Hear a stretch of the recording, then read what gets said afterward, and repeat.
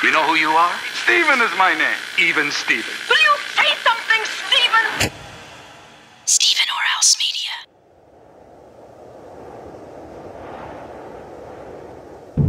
The following episode will contain the names of people and places set in the fictional world of the Hyborian Age. Furthermore, if I am unable to find these names spoken aloud on YouTube or in an audiobook, they are names that I will certainly pronounce incorrectly in almost every single instance. Listener discretion is advised. Between the years when the oceans drank Atlantis and the rise of the sons of Arius, there was an age undreamed of, when shining kingdoms lay spread across the world. Hither came Conan, the Cimmerian, sword in hand. It is I, his chronicler, who knows well his saga. Now let me tell you of the days of high adventure.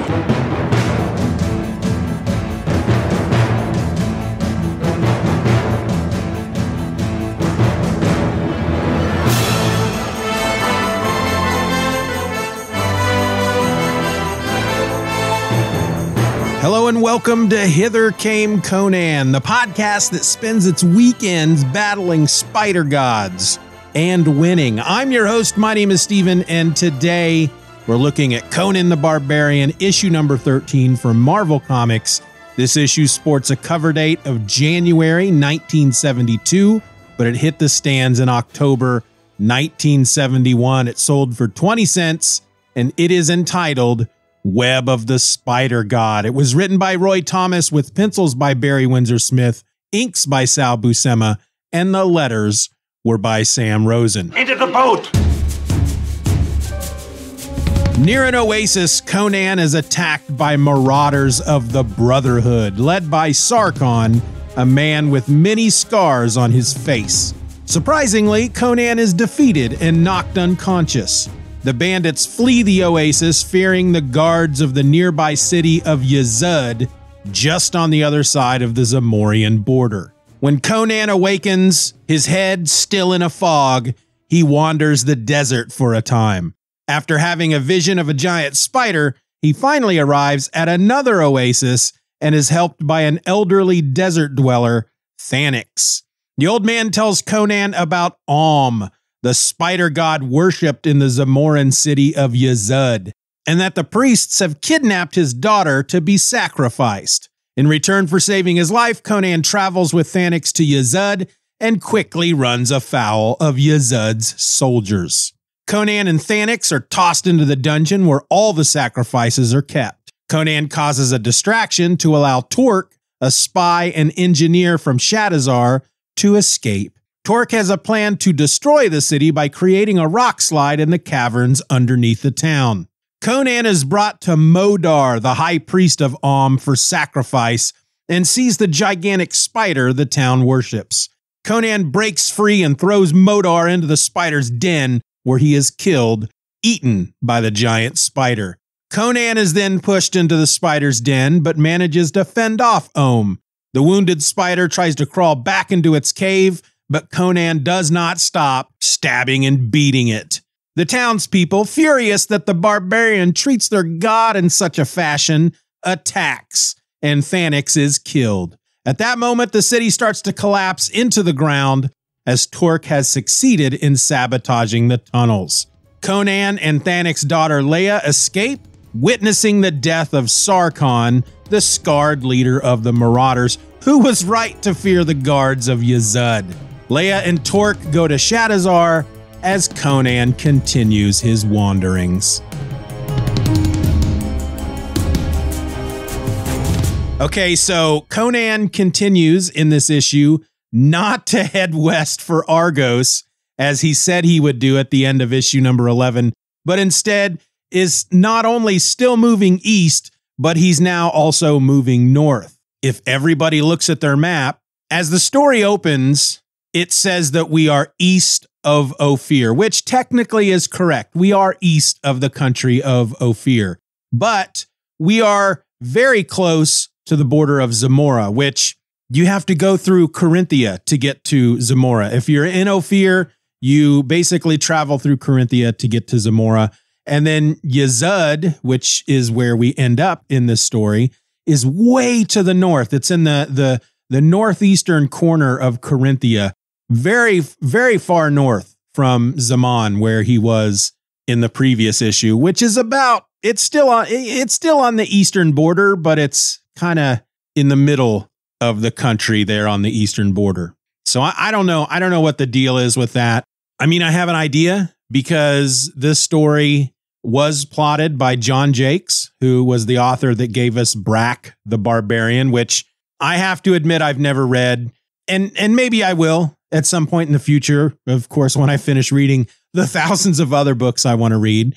But what Roy Thomas tells us in Barbarian Life, a literary biography of Conan the Barbarian, Volume 1, he doesn't give us a lot of background information on this issue, as he has been doing, but he does tell us about John Jakes, and he tells us about how he had written the author's agent to offer him this job to plot a Conan issue, or an upcoming Conan issue. And he suggested in his request that Jakes set the story in Yezud and that it features a giant spider, and not just a giant spider, but one much bigger than the spider that Conan fought in issue number 4, the Tower of the Elephant.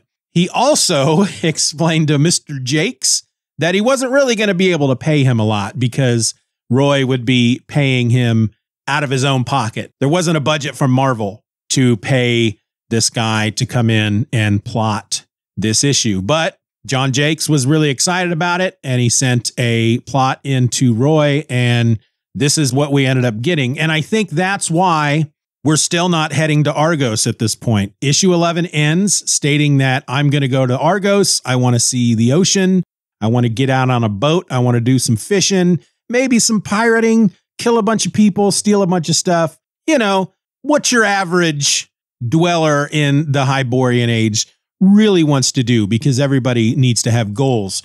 But the very next issue, issue number 12, he's not heading west as he should be. He's heading east and a bit north. And then here we are in issue number 13. He's still heading east. He's still heading north. And for issue 12, the excuse was, well, that wasn't supposed to be the story that we meant for issue number 12, but we got behind because of the length of some of these issues, and it took longer to do issue number 11 than we thought it would. And so I wonder then if issue 13 ultimately was meant to have this story, or if it was, hey, we actually got a response from John Jakes. He sent us a plot for a story. We better get that going and get it in the next possible issue. And that's why we're still heading northeast. I don't know. I find it kind of weird, to tell you the truth, frankly, that they've been doing a pretty good job up to this point, or at least up through issue number 11, of creating some sense of continuity, that while each of the stories were done in one issues, there was still a sense of Conan on his travels. He was going what felt like not an odd route, moving east, then south, then west, but now he's turned back around and he's heading back north and back east. So I don't know. I don't want to really harp on that much longer.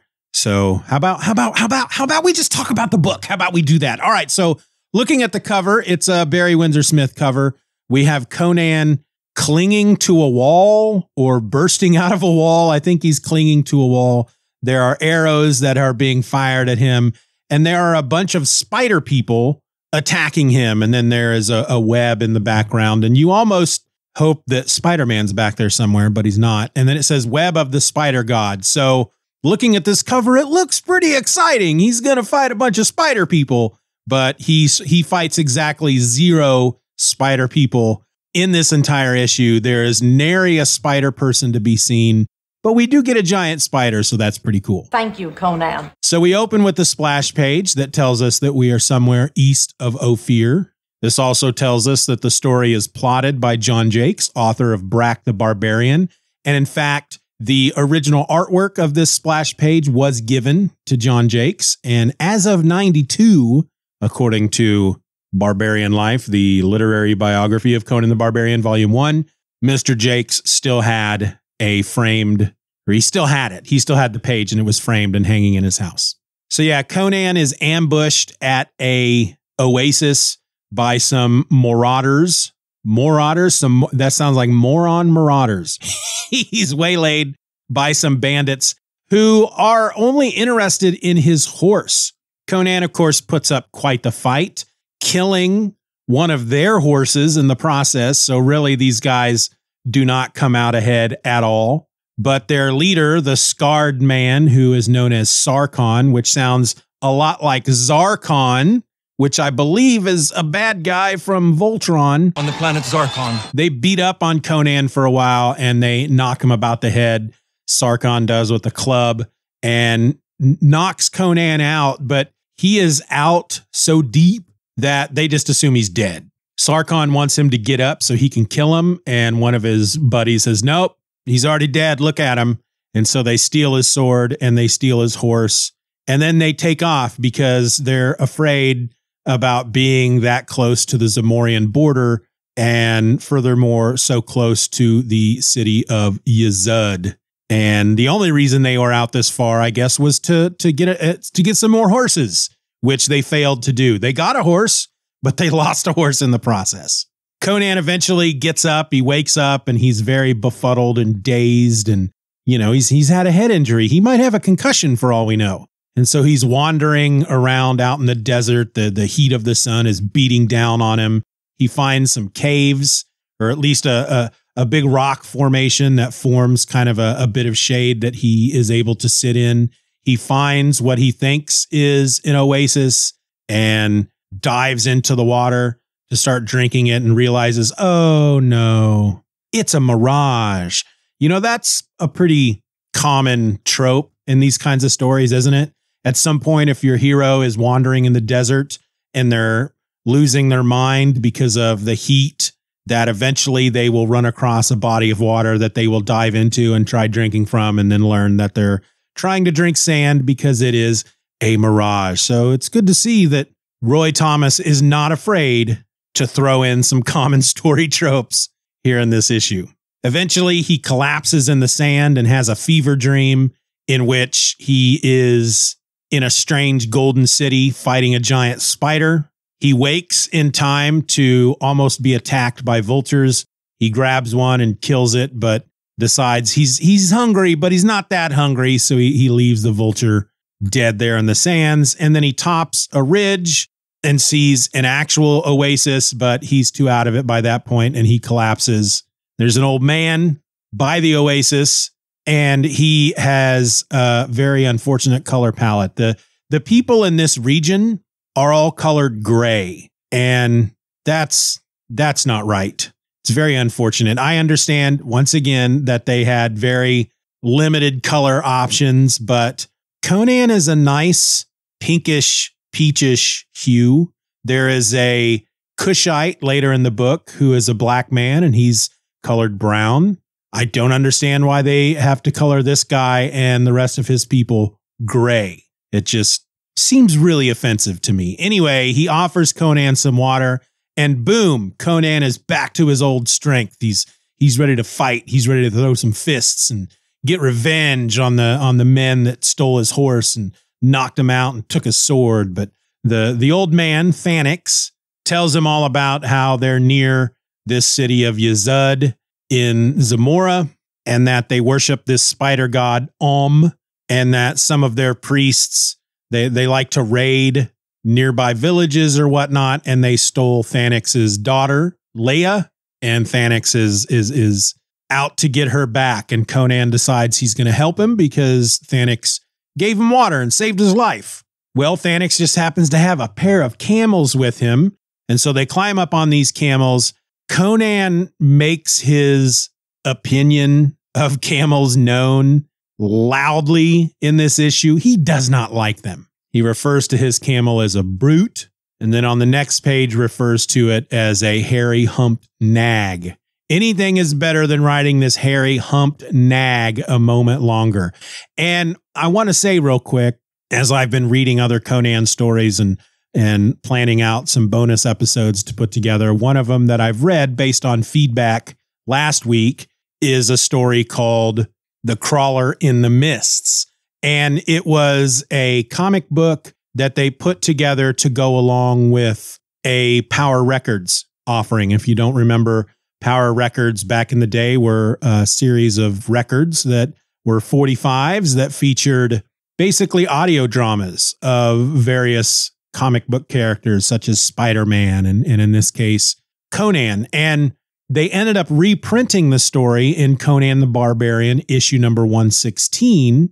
And it states at the very beginning of that issue, because the reprint in issue 116, there weren't enough pages, so they had to create 4 new pages for it. And in it, they state that that story takes place between issues 12 and 13. So right in the middle of last week's episode and this week's episode.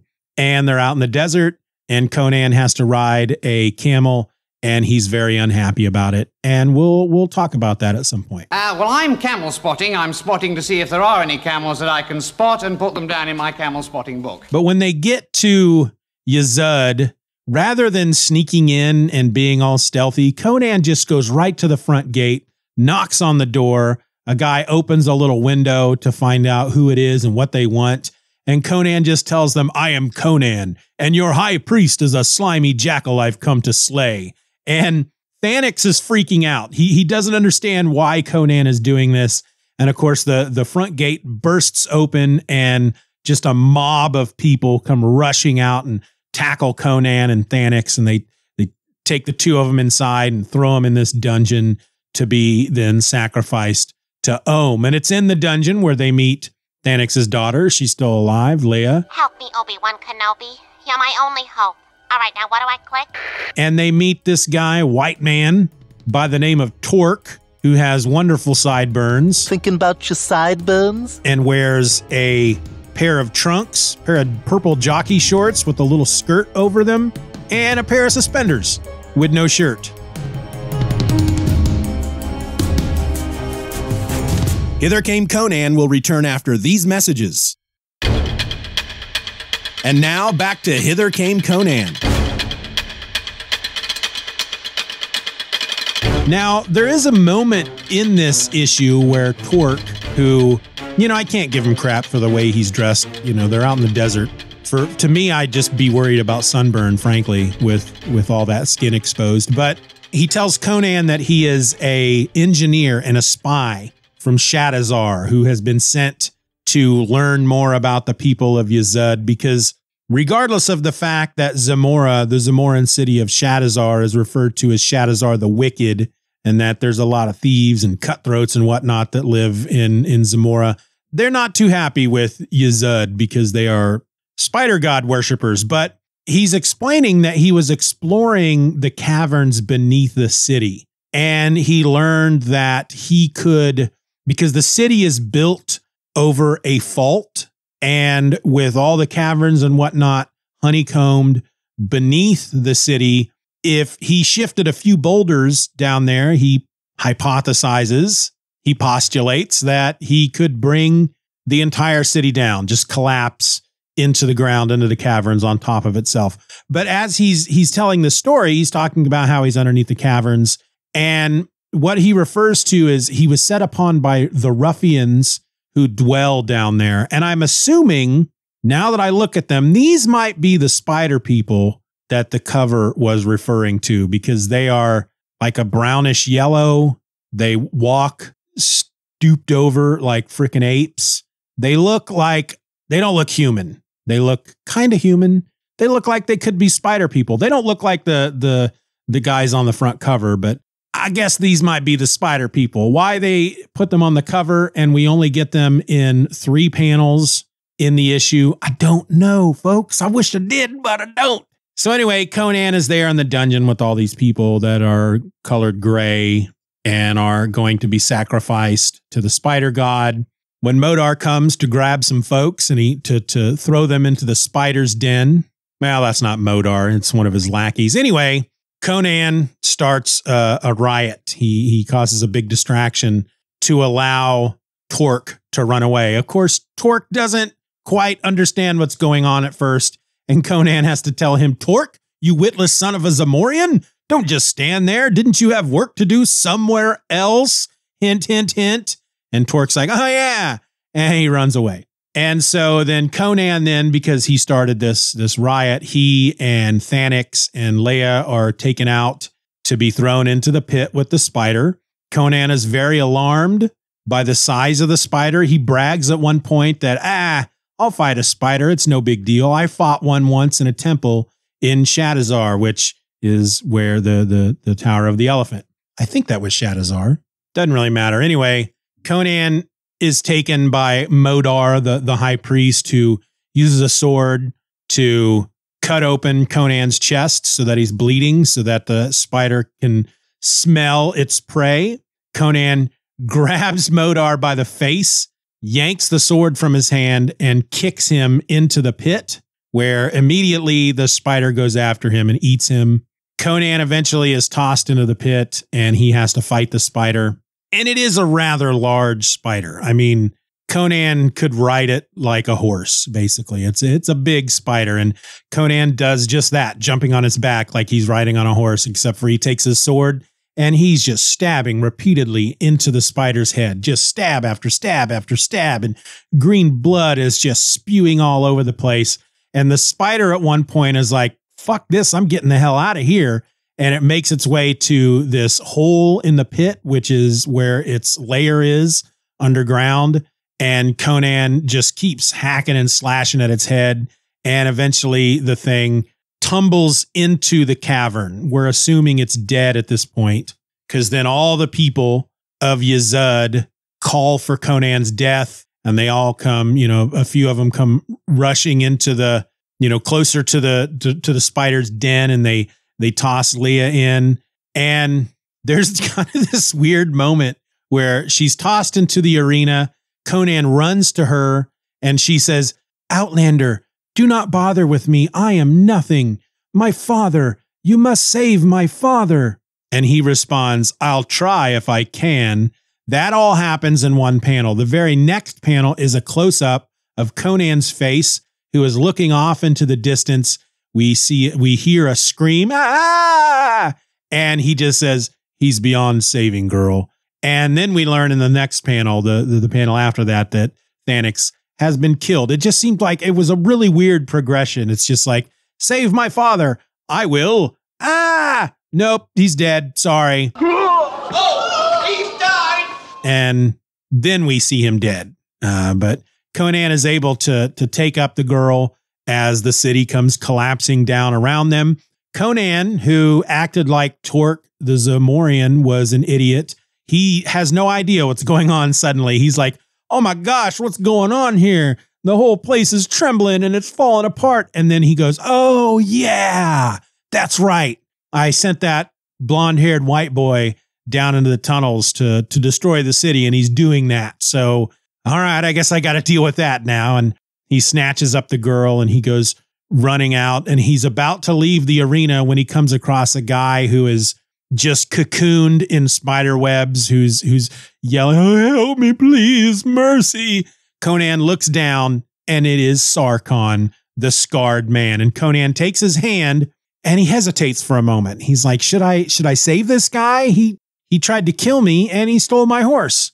But before he can decide whether or not he wants to leave Sarkon to his fate, a burning piece of arena falls from above and crushes Sarkon to death. And Conan's like, well, I guess I don't have to make that decision anymore. And he finds a horse. He and the girl jump onto the back of the horse and they escape the burning arena. They're out on this hill overlooking the city, watching as it collapses into the ground. And then Tork shows up. He's like, what up, yo? I just destroyed an entire city. And I did it with my sideburns because they're impressive. And Conan shakes his hand or shakes his arm or whatever. And Tork's like, hey, who's the girl? Hello, what have we here? Maybe she'd like to go to Shadazar with me. And she's like, I can make my own decisions, Tork. But yeah, I want to go to Shadazar with you. And Conan's like, fine, whatever, go with him. But I'm going to take the horse. I might as well get something from all the killing that I did. And he goes to write off saying that he doesn't blame her for choosing a courtier's touch to a barbarian's rough embrace, meaning that he's way more manly than Tork, but he knows that the ladies like guys like Tork more than they like rough men like him. But as he's riding away, he's telling himself that fact of the matter is, though, she probably would have been safer with me than in the city of Shadowzar the Wicked. And that's how the issue ends.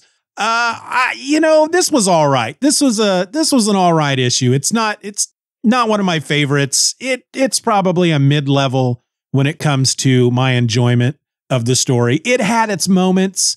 The art, is fairly standard for what we've been seeing so far in the 13 issues of Conan the Barbarian. You really can't go wrong with Barry Windsor-Smith on pencils and Sal Buscema on inks. They do work very well together. The panel where the city collapses into the ground, you have Conan and Leah in the foreground, and in the background you see the city falling into the earth, and Conan is yelling "Crom!" That's a really good panel. The panel after Conan kills the spider goes falling into the cave, the cavern underneath the arena.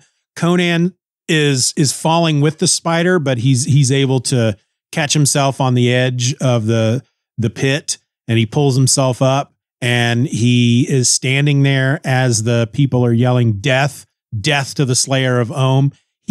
I'm not sure about that panel. He just looks like he looks like he just quite can't understand what's happening, even though based on the text, it states that then even as straining sinews pull him slowly, achingly up from a gaping chasm, Conan hears the cry he has known must come. And that's when he hears death to the Slayer of Omm. And then it says, and he stands ready, though his arms dangle like leaden weights, ready to fight the blood-mad swarms whose god he has destroyed, ready to die. And I guess this panel, it's page 18, second panel, I guess it's supposed to represent that Conan is resigned to the fact that he's going to have to fight all these people and that he's probably going to die and that his arms are dangling at his sides like leaden weights. He's lost a lot of his strength. And he will fight until his final breath, but he's kind of resigned himself to the fact that he's going to die here. But just looking at the image itself, if there was no text there other than the word balloon of the people yelling death to the Slayer of Omm, you'd see him standing there because he's kind of got his head cocked like a dog does. Like he's going, huh? What's going on? What are they so mad at me for? What did I do? I killed a spider. That's what you're supposed to do to giant spiders that try to eat you. Why are you so mad? And I felt that was kind of a weird panel. Hither Came Conan will return after these messages. And now back to Hither Came Conan. And I'm going backwards here as I'm looking at this stuff. The whole fight, the 2 pages, 16 and 17, where Conan is fighting the spider, great pages, beautiful looking art, very dynamic. You can really follow not that there's a lot of choreography going on. It's just Conan jumping onto the back of a spider and then stabbing it over and over and over in the back of the head. But it's some pretty cool looking shit. Cool shit like what? Yeah, it was a fun issue. It's not one of my favorites. Like I said, it's about a mid-level type of story. I am interested in trying to check out some of this Brack the Barbarian stuff. I don't know. We'll see. Like I said, I have a lot of stuff to read, and the idea of adding more to it makes me kind of sad and a little tired, but we'll see. I don't know. That might be for some good bonus content later in the future. But that was issue number 13, folks. For me, it was kind of a not quite a thumbs up, not quite a thumbs down, just somewhere in between. And I want to know what you guys thought. Email me, stevenorelse@gmail.com. And speaking of which, listeners' feedback.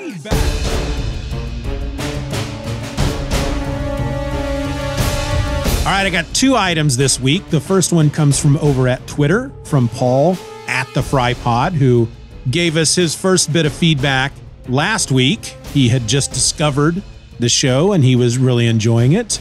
And he's the one that pointed out the Power Records issue, The Crawler in the Mists, which I did immediately go out and read because it was part of one of my epic collections. But Paul replied to the tweet that I sent out when episode 12 went up, in which we talked about Conan the Barbarian, issue number 11. That was the Marvel adaptation of Rogues in the House. And he says, really enjoyed this episode and your thoughts on the story and adaptations. The only disappointment was that you didn't really go into the Dark Horse Truman Nord adaptation at all like you have on previously shared versions. And yeah, I didn't, not really.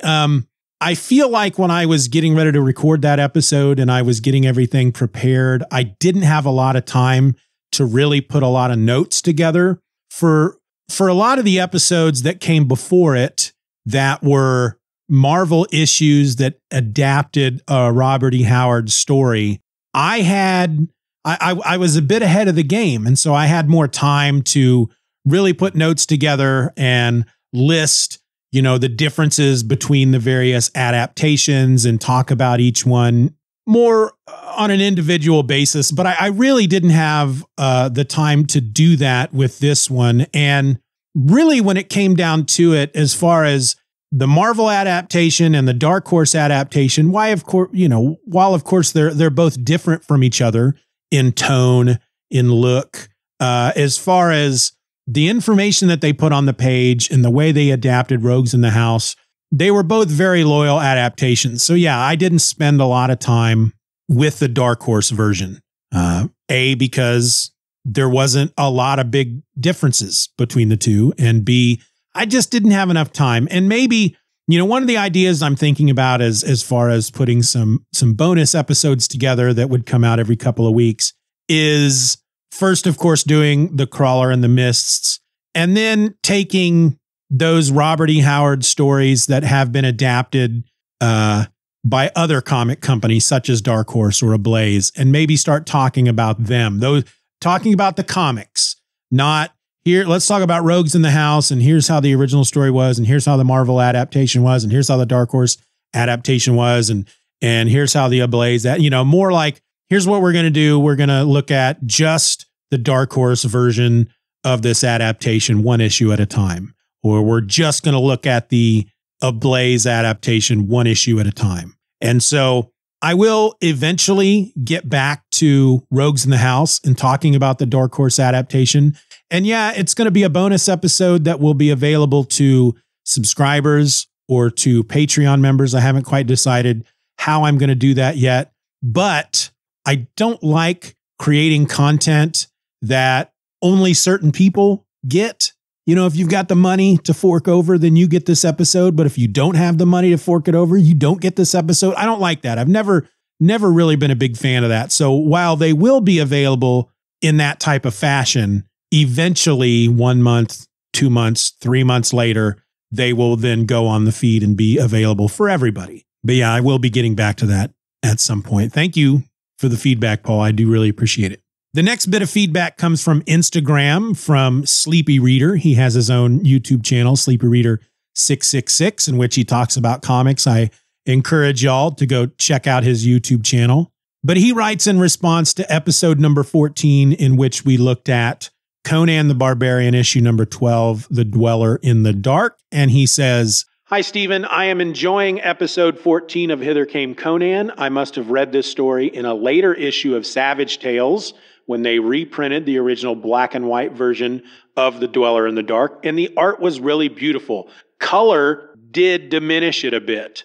The original art in Frost Giant's Daughter was also amazing. Though he continued to evolve leading up to your beloved X-Men issue, I think his talent was more advanced and unique than other inkers and tight publishing schedules usually allowed for, even fairly early on. By the way, there are several places where they show the panels that had to be changed from the black and white art in Dweller to the color Comics Code approved version, enlarging the women's scanty garments and making a towel bigger, etc. Another note, I appreciate you addressing the issue of racism some episodes back, and it is especially important that you included links to some of your sources because the article quoting some of Howard's letters really made me understand what you were talking about. Really disturbing stuff. As a kid in the 70s, I read tons of adventure fiction from the early part of the century, such as Edgar Rice Burroughs and H. Rider Haggard, and the racism,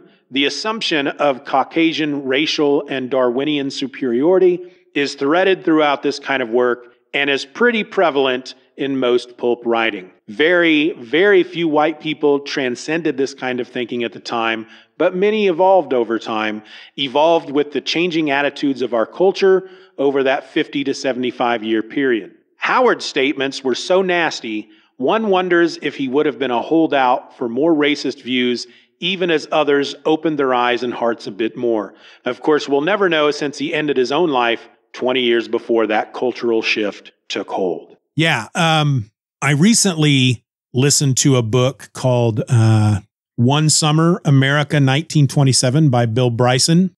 And there is a big section in it. There's a part in it where, it's all about the various events that happened during the summer of 1927 in America. And there is a section of it in which he talks about this idea of eugenics, which was a big thing at the time, where white folk, learned scholars, professors, scientists were of the belief that genetically white people were superior, and that it was the white person's job to find inferior people, whether it be because of their race or the color of their skin, or if through some birth defect, or if they just weren't very smart.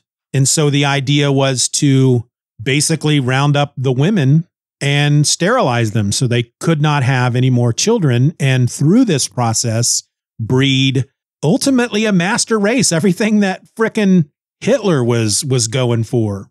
And one of the supporters of this idea of eugenics was Charles Lindbergh, who was a big hero at the time, as well as Edgar Rice Burroughs, who, as Sleepy Reader stated, well, actually, he didn't mention it. He mentioned Edgar Rice Burroughs, but he's the guy that wrote the Tarzan books. He created Tarzan, and I grew up reading those as well. I still have the a paperback on the shelf behind me that is from the 70s.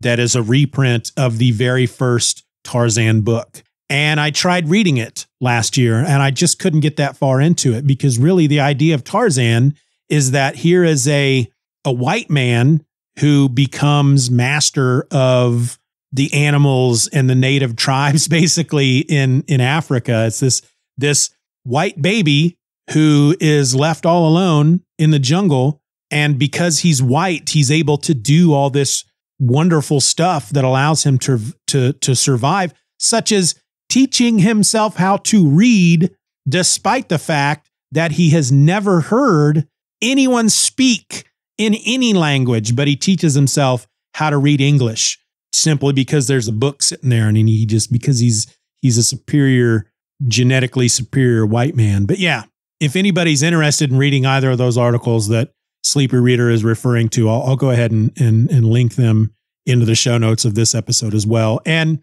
one of the things that I had talked about when I brought up Howard and his racism was that I had been listening to all his old Conan stories, and how once the realization of how racist he was really kind of sunk into me, it made it very hard for me to continue with his stories. And just recently, I started getting back into him, because I do feel like if I'm going to talk about Conan, I need to know, I need to be familiar with those original stories. And so I'm back to listening to them, and I'm having a good time with certain stories. And then I get to, what was it? Beyond the Black River?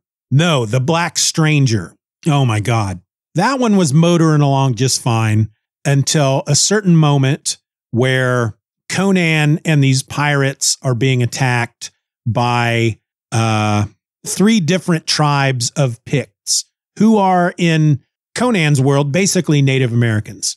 Savage, brown, beastly men with face paint, and they're always described as being naked except for a loincloth, which, you know what? Most of the time that's how freaking Conan is dressed. But there was a moment in there where Conan and these pirates are about to be attacked. And Conan he's actually making an escape from these pirates because he was about to kill them to steal all this treasure, and they were going to kill him to steal all this treasure. They're enemies. They're ready to betray each other, to kill each other, to murder each other in horrible ways, to steal this treasure. And then the Picts show up, and Conan has this advantageous position up on the cliffs. And he basically tells these other pirates that he's going to help them against these Picts because as a white man, he will not allow other white men to be killed by dark-skinned savages or something to that effect.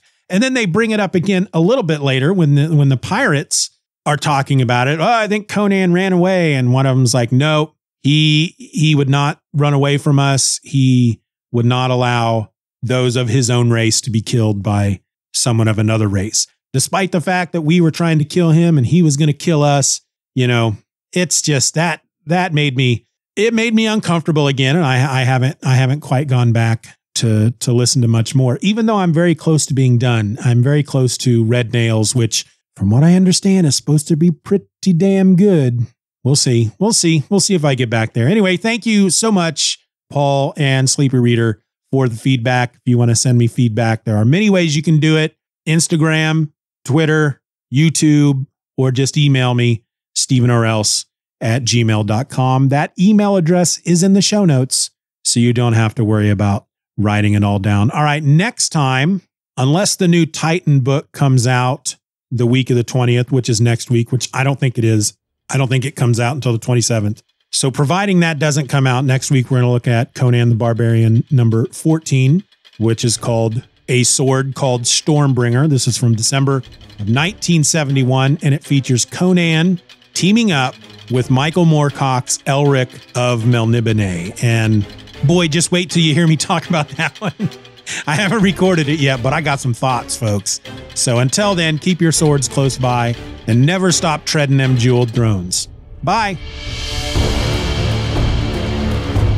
I want to thank you for listening to this episode of Hither Came Conan. Questions and comments can be directed to feedback@hithercameconan.com. If you enjoyed the show, you can help to boost our presence online by leaving a rating or review on your favorite podcast app. I also invite you to join our subscription program, Steeven or Else Beyond. And in return, you'll get episodes of Hither Came Conan along with every other podcast under the Steeven or Else media umbrella, early and ad-free. You can subscribe to Steeven or Else Beyond through Apple Podcasts, Patreon, or Substack. Check out the link in the show notes, or just go to hithercameconan.com to choose the option that's best for you. Hither Came Conan is a presentation of Steeven or Else Media. For more nerdy content hosted by me, check out stevenorelse.com.